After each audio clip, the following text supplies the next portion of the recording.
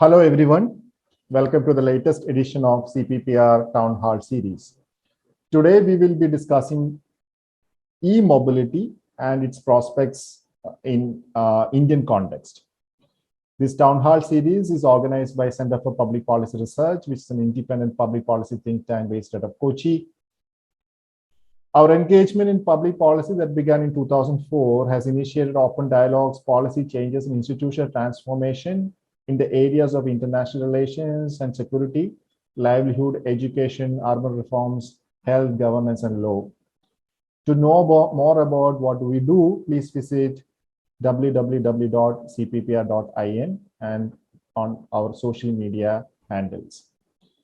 CPPR Town Hall Series is a live virtual discussion forum for leading minds across the world to converse and critique the state of play in public policy. I am D. Dhanura, Chairman of CPPR, and I am joined by Mr. Daniel Robinson today. Daniel is a postgraduate from the College of Engineering, Anna University. He has over a decade of experience in government relationship management, mobility management, transit industry, pay, sales, and program management in the private and government sector. During his work in C40 Cities Climate Leadership Group, he was instrumental in making the state of Tamil Nadu sign the Clean Bus Declaration, which made the state commit to transitioning to a completely clean energy fleet. He assisted Chennai in preparing the first mega city green gas inventory, which has since helped the city pegging many of its projects to the emission reduction quotients. He's actively involved in many public transport initiatives. Welcome, Daniel, to the show. Hi, Dhanu. Thanks for having me here. It's always a pleasure to talk to you on various issues. Thank you. Thank you. And before we begin our discussion on this very interesting topic, I would like to extend a warm welcome to all the participants who have logged in today from across the world. We look forward to engaging with you and enriching today's discussions. To put in your questions to the speaker, you can add them to the chat box below. Daniel, electric mobility is one of the hot topics in the country in the last, especially the last 5-6 years, especially after 2015 Paris Climate Change Accord. And of course, Government of India is committed to reducing green gas emission, and they have this very important, I would say, globally, it's one significant movement that government is taken in India is increasing solar energy and all. Solar energy, they expect 175 gigawatts. We almost crossed 100 gigawatts, and they're expecting around 450 gigawatts by 2030. Along with that, I see a lot of discussions and policy initiatives by Government of India as well as by various state governments, especially in 2019 and 2020, which promotes electric mobility in transport. So at an outset, my question to you would be the decisions and policy declarations by Government of India and by the various state governments. Are we in the right direction, or do we have any concerns to bother about? I think it is important to say that we are definitely in the right direction. And when I say right direction, I mean the fact that the commitment to actually transition our motor fleet, whether it's cars or two-wheelers or buses, to electric is a right way to go. I mean, it's a no-brainer. It has to go in that direction. But what is important to see is that the way we are going about setting this whole transitioning is that we are trying to create an additional demand on the grid without adequately planning for the grid. And I think one clear example that I'd like to explain is that I think a couple of weeks back we had this whole coal shortage issue being discussed, and some of it was obviously logistics induced, but much of it is actually the fact that about 15 to 16% of increase in industrial output that led to a significant drive up of demand for coal as well, energy shortage and so on. So what is the message from, I mean, learning from this is that even a minor change of 15% has a huge impact on the grid. it can't rapidly scale. And with climate issues happening about, coal fields becoming wet and things like that, should be accounted into the planning. So right now, the way we are going about talking about electric charging is that we're looking at it as an additional device, just like any other device at home, be it a grinder, a washing machine, or an air conditioner, or something, wherein you just plug and you're done with it, right? In reality, there are a lot more complications around it, because the passenger car ownership in urban centers is increasing, and it is showing no sign of decelerating, right? So as a consequence of which, almost in some urban neighborhoods, the ownership is almost 1:1 or 0.8:1 family, right?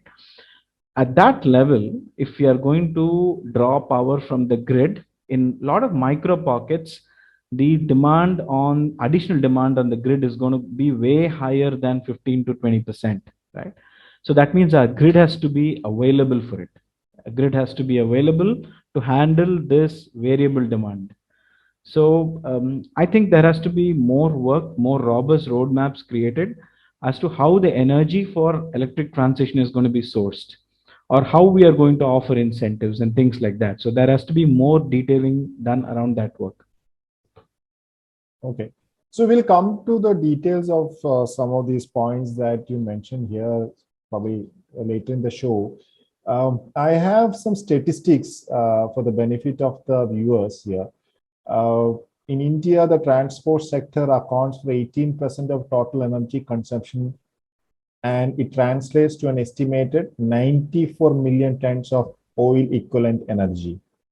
If India were to follow the current trends of energy consumption, it would require an estimated 200 million tons of oil equivalent of energy supply annually by the year 2030 to meet the demand of transport sector. The transport sector also contributes to an estimated 142 million tons of carbon dioxide emissions annually, out of which 123 million tons is contributed to by the road transport segment alone. So my understanding is that when we say 142 million tons of carbon dioxide emissions annually from transport sector, the difference is probably from, and 123 is from transport sector, transport meaning road transport, and remaining is from railway and other other subsectors.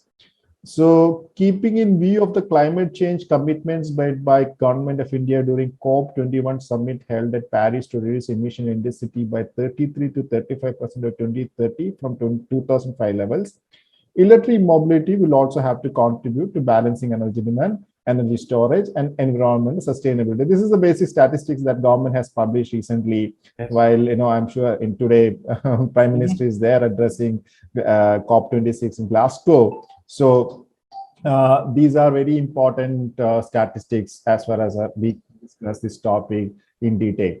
So now coming to the electric mobility, these are also numbers published by NITI Aayog.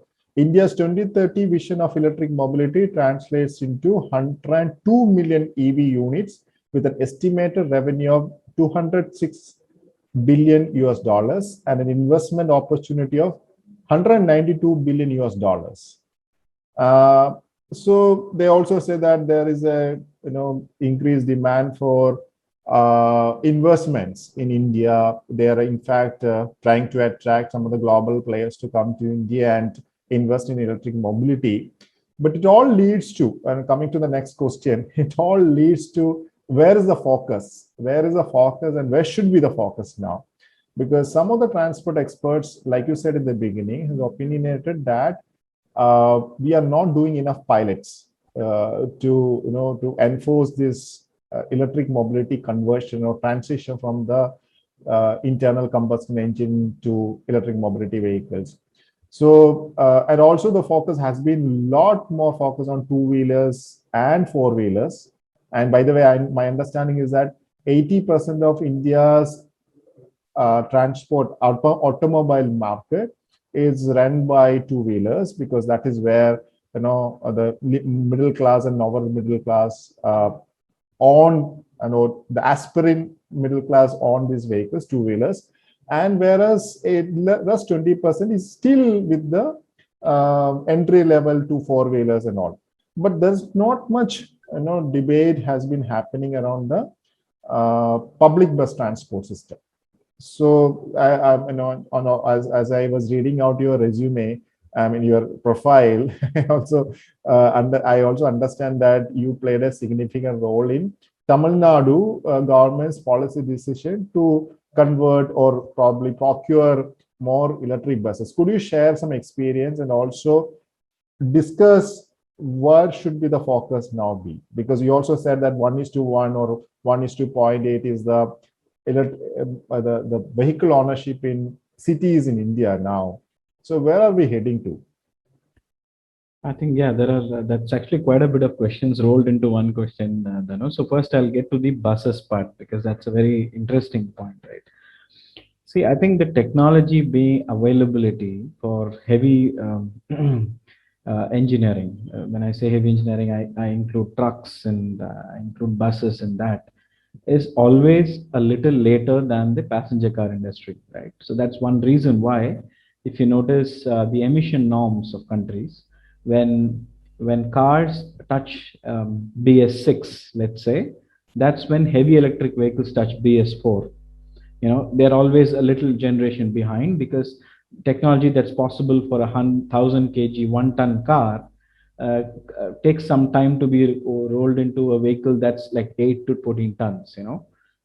So there needs to be more research and more so in electric mobility. Now, so one is that on the technology side, there has to be a lot of transitioning happening. So sometimes if India ends up uh, going electrifying its electric fleet, bus fleet too fast, we may tie ourselves to something that may undergo a much more rapid change few years from now once battery range increases. So we need to map that well when we plan, right? That's one side of the bus thing. But there are two, three other parallel things that we need to look at. One is the capacity, right? And when I say capacity, if you see state transport undertakings across India and across the world as well, they are experts in running diesel buses. That's what they've been doing for years together. So the internal capacity, institutional capacity to run them is phenomenally high. But all of a sudden we are bringing just because it's a bus and it's got 6 wheels. The fact is that an electric bus is more energy department's project. It's more a chemical engineering project because it's a lithium battery. You're talking about battery pack discharge and things like that. It's more a problem with other industries than transport itself, from a technical operational standpoint. As a consequence of which, our capacity building in the core STUs that are actually going to be running these buses has to radically increase. Because right now we may have just one electric engineer sitting in the entire urban transport fleet in some of the transport corporations, right? So you need a lot more electronic engineers.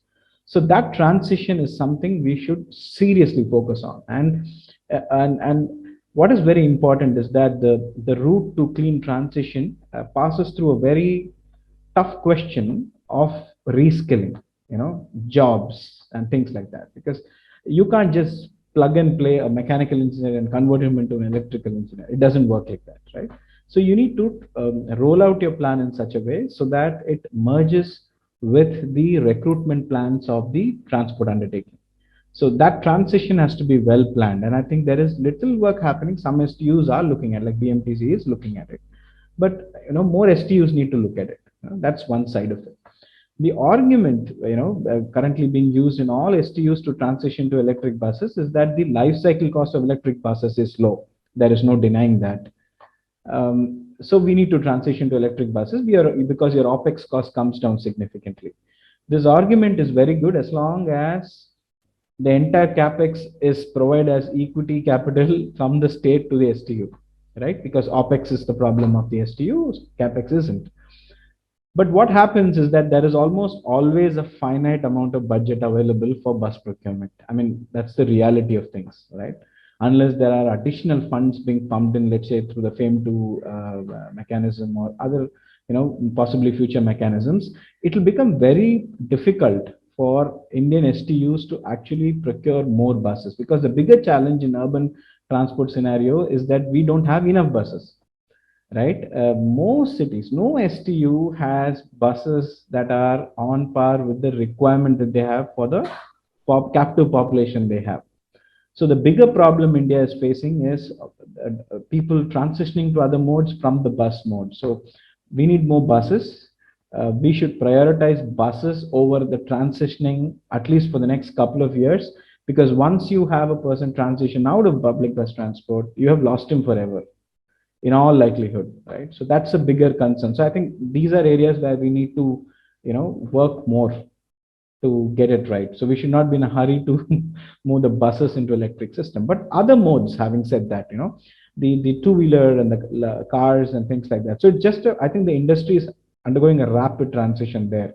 Even the two-wheeler industry, you can already see a lot more models now, right? We used to earlier have 3 years back, we used to have only 2 models or something. Now we have a lot more than 8, 8+ models in the bike industry. So that's a great thing. And likewise in the car, the moment you have a sub-million car available in the Indian car market, I think the industry will have a phenomenal change. So I think that direction is good. Public bus transport needs more thinking. Okay. I know this is one of the articles that I read a couple of days back. This is written by Niti Aayog's Vice Chairman, Dr. Rajiv Kumar, about electric mobility. And he says, in India, there is a discussion about the capacity issue. The capacity issue from end to end, there are capacity issues. But one area that he focused was on the grid and the charging stations.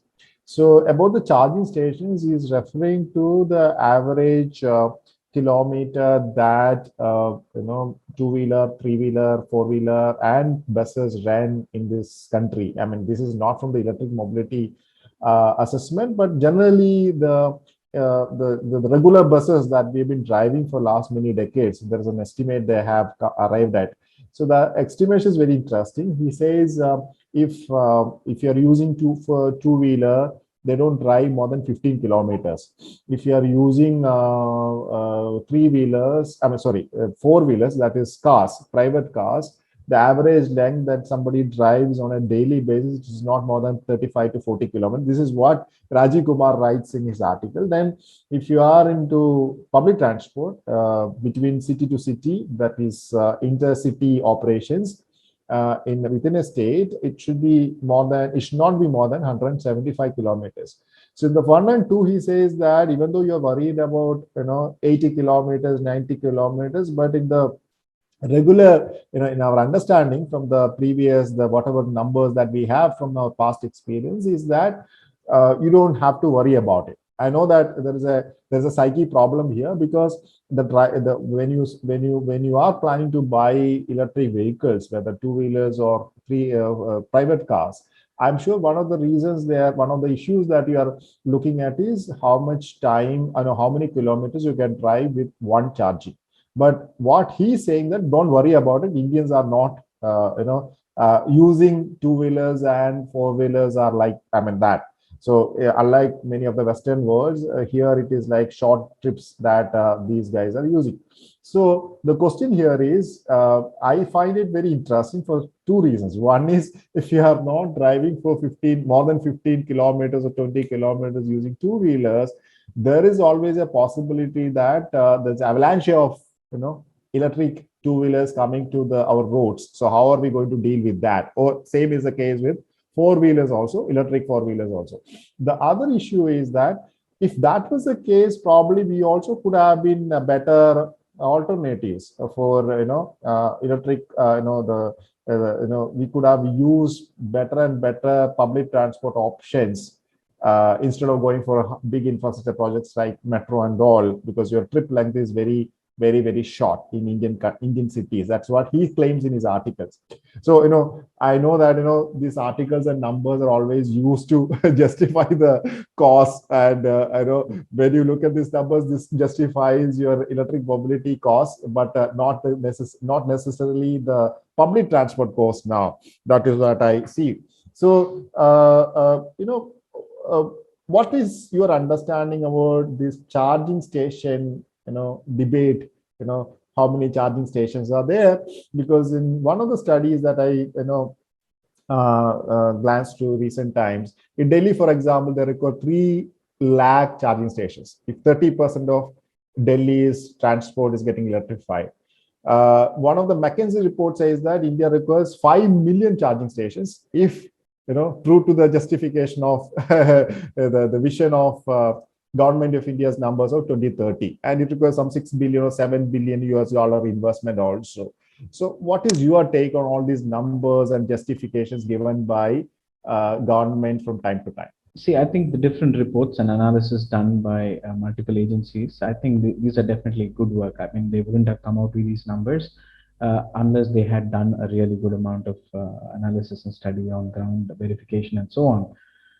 But having said that, I still feel, as an example, I think we were discussing this some time back, is that let's say if I had come to you and said that in 1997 that I have a business proposition for you, and I have a $300 million idea where I'm going to give you $300 million, and you put telephone booths, landline telephone booths across India, right? Because there is a huge demand for it.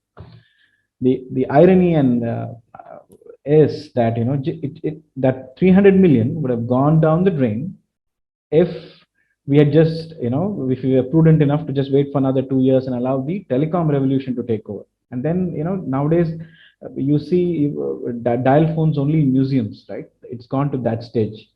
So the electric charging thing, that's why it's called range anxiety. I think the first part of the question that you mentioned, it's called range anxiety and not called range problem, right? And it is right that more than 90% of trips can be handled within the range available among electric vehicles now. So there is no denying that at all. But on the charging infrastructure, I think I'll compare it with the current source of power that powers our vehicles, right? Which is petrol or diesel, right? The only reason we don't have petrol or diesel in our house in a pipe or in a can is because you can't dispense petrol like that, because you need an exclusive license to run a petrol bunk and things like that. So it is outside the reach of retail consumption.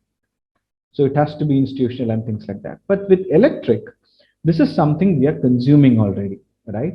So the way I look at electric charging is that it's like saying we need 5 million additional electric sockets around India. I would agree with that number if it's sockets, but I would not completely agree if we are talking about creating public infrastructure. The reason I say this is that the moment you create a public infrastructure, you need to have a maintenance attached to it. You have to take care of it. If it goes redundant, you need to figure out what is the transition. It takes away space and so on, right?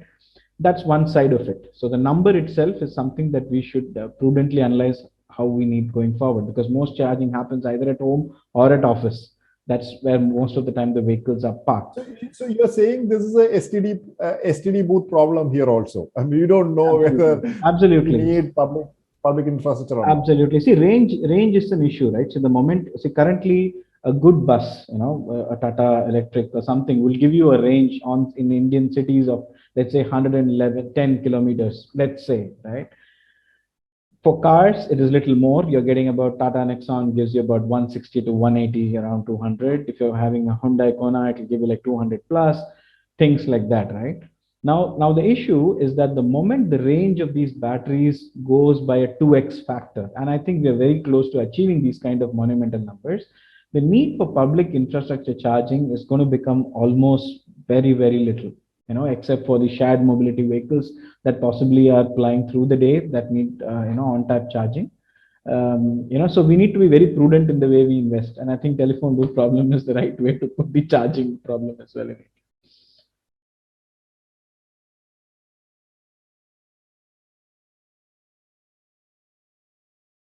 Sure. So what about tariffs? Because we used to say this, parking is not your fundamental right, because when you buy a refrigerator or a television set, you are not going to, not going to city municipal corporation to give you some space to park that, gadget. So, likewise, we should not ask, the city municipal corporation to give you some space to park your vehicle. But in this case, I'm taking that example to drive a point here. What about the tariff structure? Because it should not be like the tariff that you are using for to operate your washing machine or a refrigerator. Uh, are we getting to a trouble, or are we getting to a trapped policy making where we believe that the same tariff could also be used to charge the vehicles that we use? I mean, or should we differentiate the tariff structure? What are the discussions happening around this debate on tariff, and how do we differentiate? How do we come up with the differential tariffs? See, I think different states in India have different EV policies, right? So the costing of this goes anywhere from some 3.9 all the way till 5 to 6 rupees for electric charging and things like that. So which is definitely a good thing. What is See, whenever you want to increase adoption of anything new, be it electric, be it any kind of new digital payment, adoption, you end up giving discounts, right? So it's a very natural thing for even for electric vehicle uptake that we have discounts. What is important is that we need to very clearly mention that these discounts are available only till a X period of time, primarily because we are making our grid is still largely uh, coal powered, right? So we are essentially giving discount for somebody to buy a car to power them with an power source that's still coal based, right? So in addition to providing discounts for acquisition of the vehicle, I think one of the areas that need to be looked at very seriously is that you need to be able to fund solar rooftop for individuals who are buying cars. The reason I say that is that you are reducing permanently or displacing that amount of consumption on a consistent basis. So, if you're giving a 3 lakh discount on a 30 lakh car, you would rather give him a solar rooftop so that he's perpetually off the grid. So that's probably a better usage. But I agree that, to have a short term increase in adoption, you need to have these kind of schemes, which are definitely welcome. You can't deny that But because is there any state government discussing this differential tariff or the challenges they may face as we proceed? Because I see, for example, state where from I come from, Kerala, we discuss those things in detail. Because everybody thinks that you can buy a car or two-wheeler and you can plug in, like what you said. You don't need public infrastructure for the reason that you can plug in, and because technology is improving, so you don't have to go to a public charging station to do that. So basically, my domestic tariff will be applicable to the charging of my vehicle also in that process. That's what one of the debates that I hear from State Electricity Board in Kerala. So do you have some insights?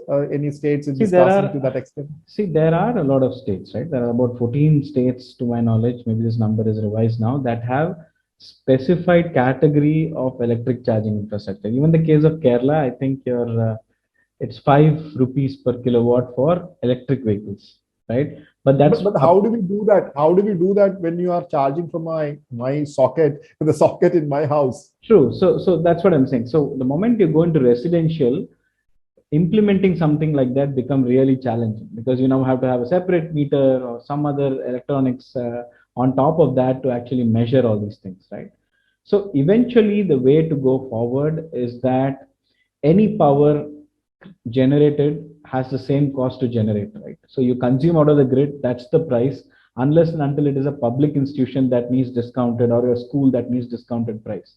So irrespective of what you use it for, I think the price of grid is at profit. You need to get to that number. So all these tariffs are good to have as long as you can monitor it and you have a time bound action on it. You can't perpetually be giving these discounts anymore, especially for somebody who's buying a 20 lakh car gets a discounted electric tariff. It doesn't make any sense, right? So Right. yeah. So basically, irrespective of whether we have electric mobility or not, the, the question about the tariff structure in India, because I see that the issue with coal supply last few weeks, people were debating is ultimately the issue is with the tariff structure, because you are not able to invest back to the grids and technology improvement.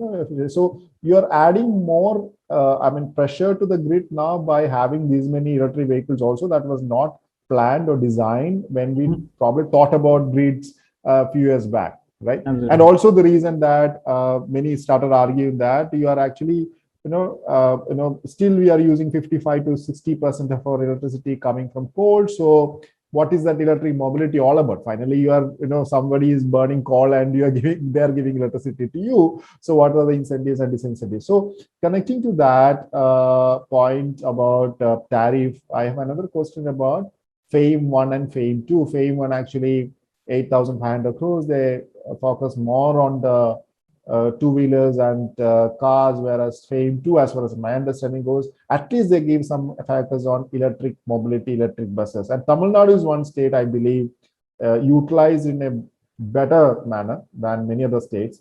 That's what I when I was looking into the numbers. So from your experience working with the Tamil Nadu government, how were you able to drive that point to the decision makers?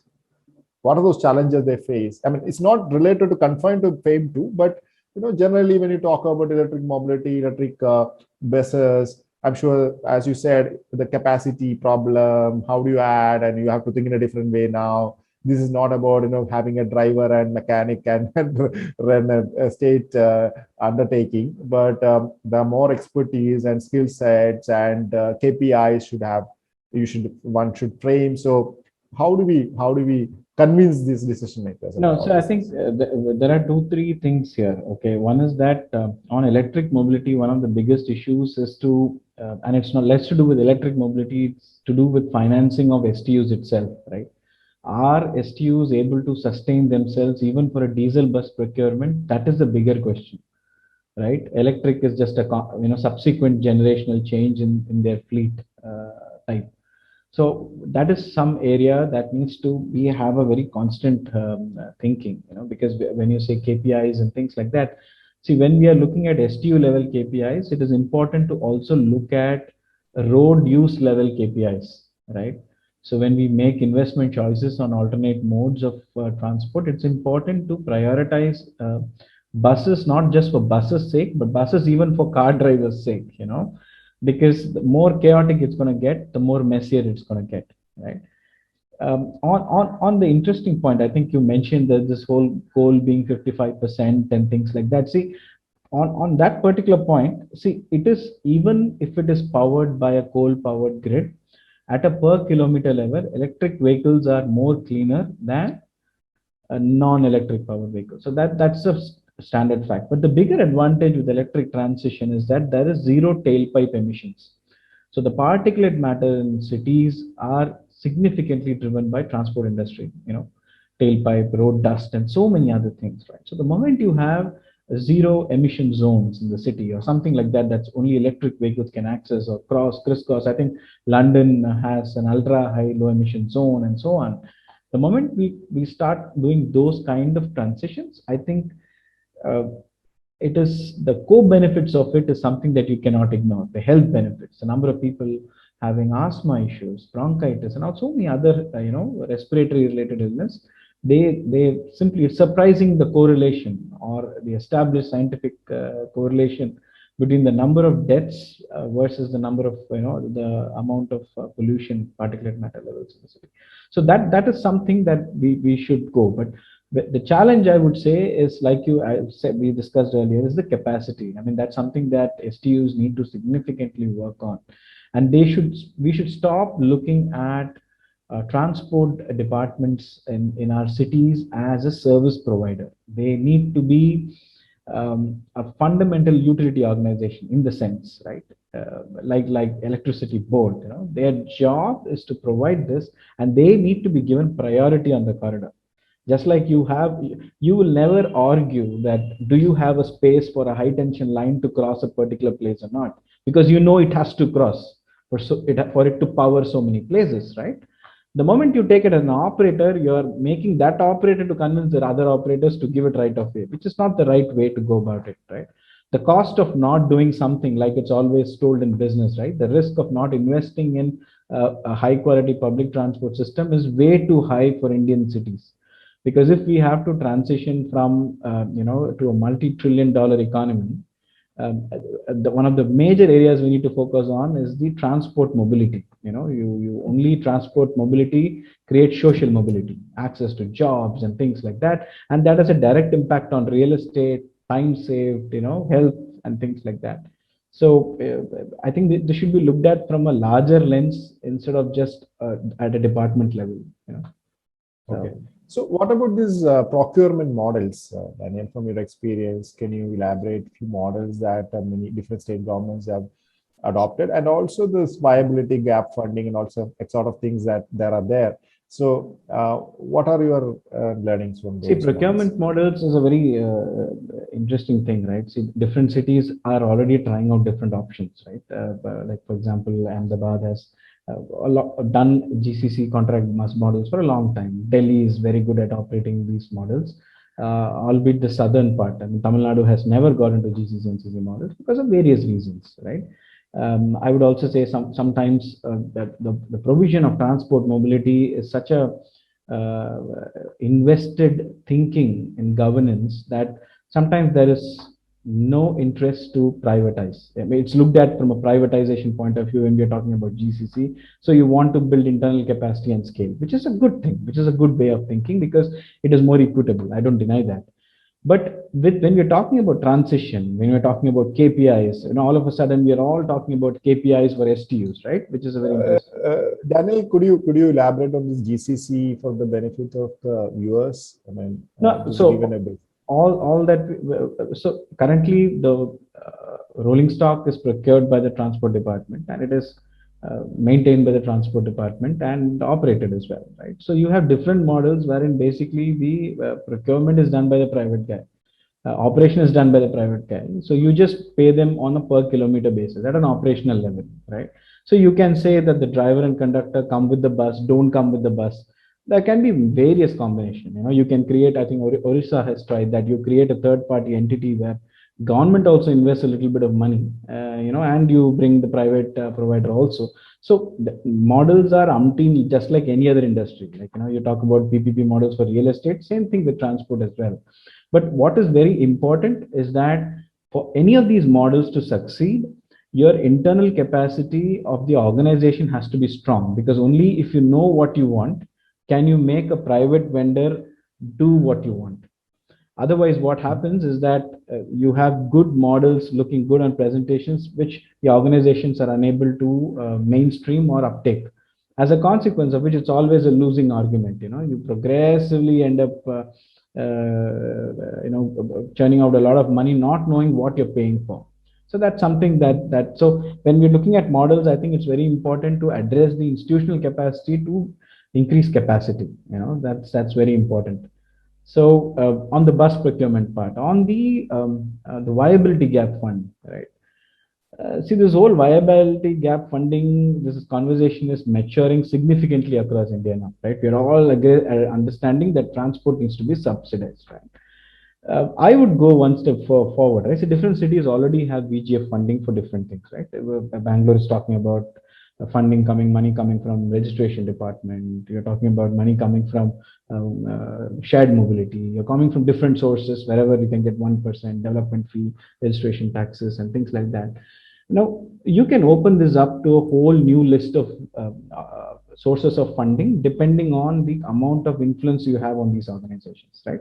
If you are running a private company and you have, let's say, 1,000 employees, you can always say that you have to give X amount of fund for improving the public transport system. That's one argument of it.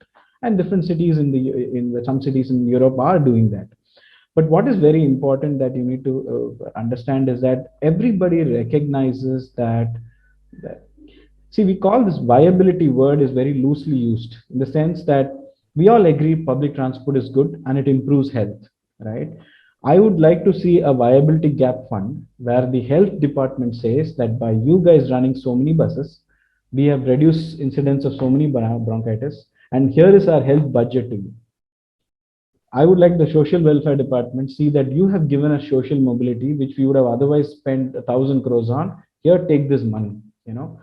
The moment we take the non-tangibles, the other co-benefits of all these public infrastructure, public transport projects, you don't need additional funding. I mean, that's the reality of it, right? The moment your time saved, you're saving so much time, right? That means you can tax the employers X percentage to say that, you're saving this time. But this has to be ring fenced very well. It can't go into the same common pool of funds to be, appropriated across a much larger geography. It doesn't work like that. It has to be ring fenced so that the money is, preserved within that geography for providing even better services going forward. So viability gap fund, it's not just a textbook thing. I think it should capture the essence of public transport more, and I think that's the conversation, the direction in which we need to go. Okay, so I one question in my chat box where somebody's asking, um, what about this policies driven by Government of India, and what about this policies driven by state governments? But there is no policy as such at the city level. I mean, obviously, this is a policy issue that we've been discussing for decades. Actually, what is the role of city municipal corporations?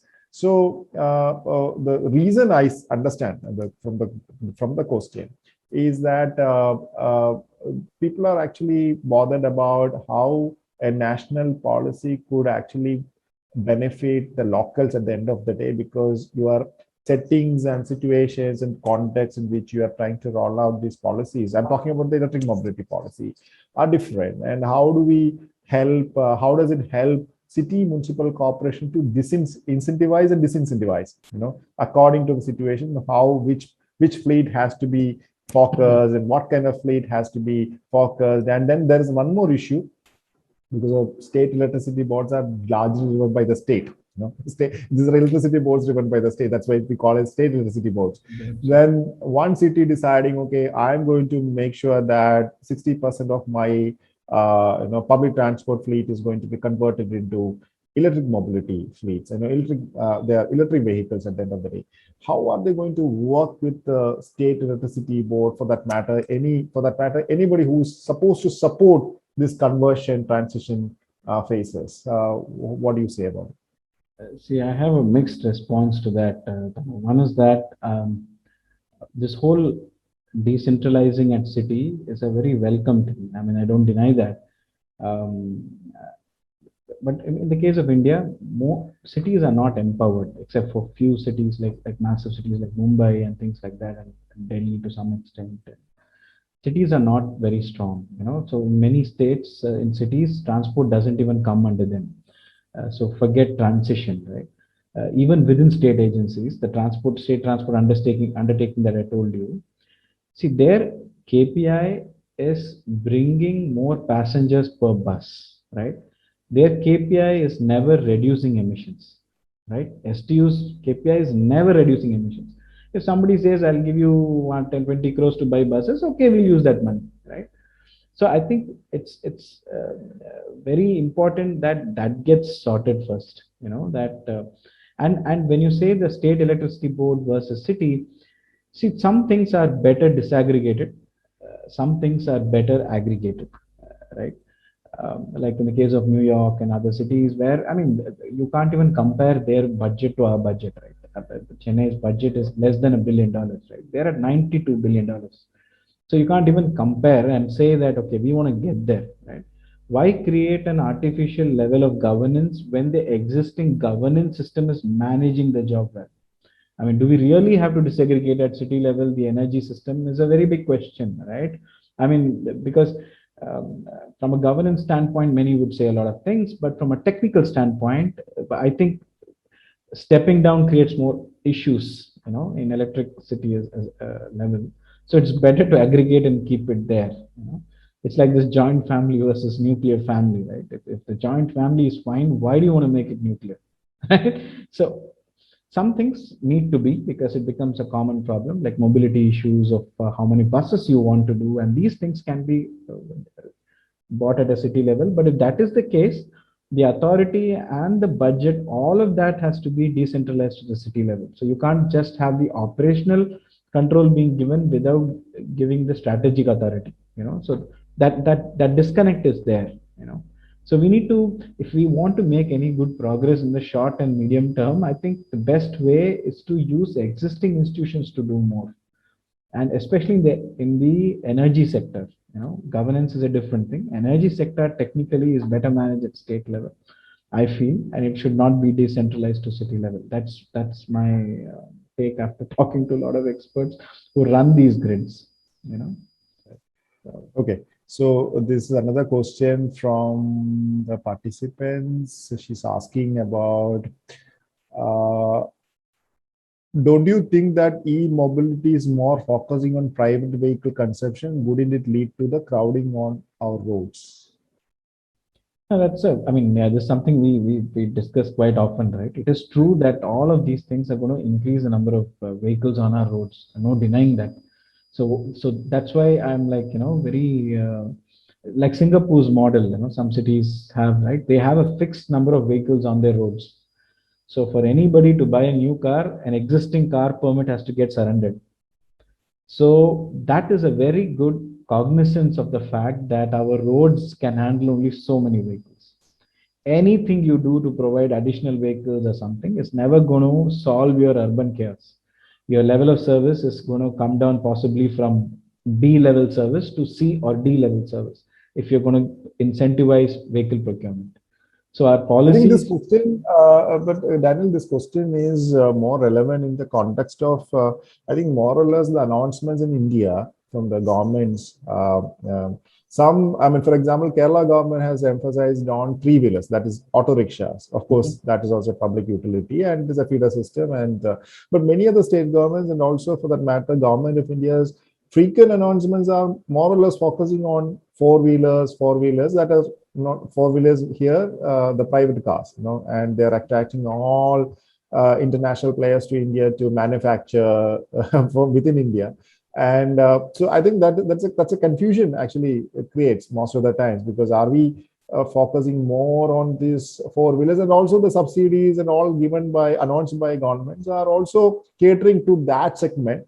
And I would say the elite segment. You and I probably won't buy those cars because cars are very costly, and then you're incentivizing the elites in the society to buy those electric cars, and by and large that is going to flood our cities. That is, I think that's the context in which this question is asked. Yeah, so see, I think the policy, like they say, right, the policy should facilitate the transition of the energy source and not lead to transfer of modes.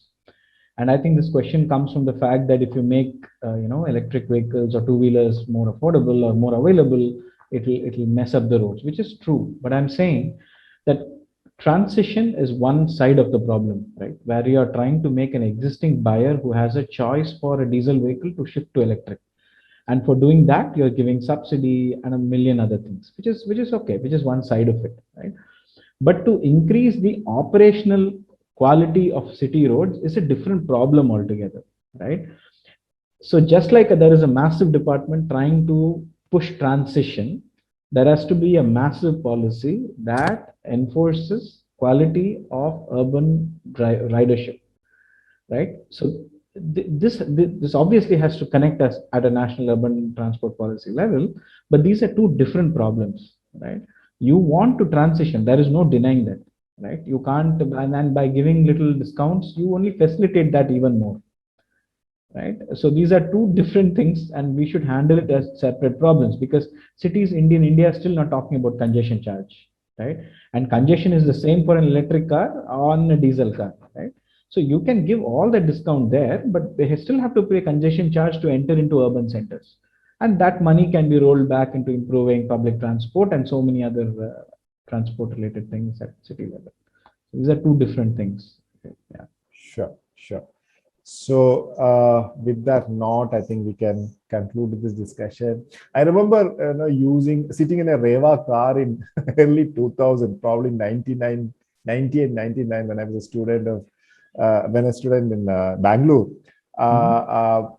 I know I don't think we imagine such kind of a revolution will happen in next 2 decades. Revoca, that very tiny, Yeah, small yeah, car, very yeah. cute actually. And my friend took me.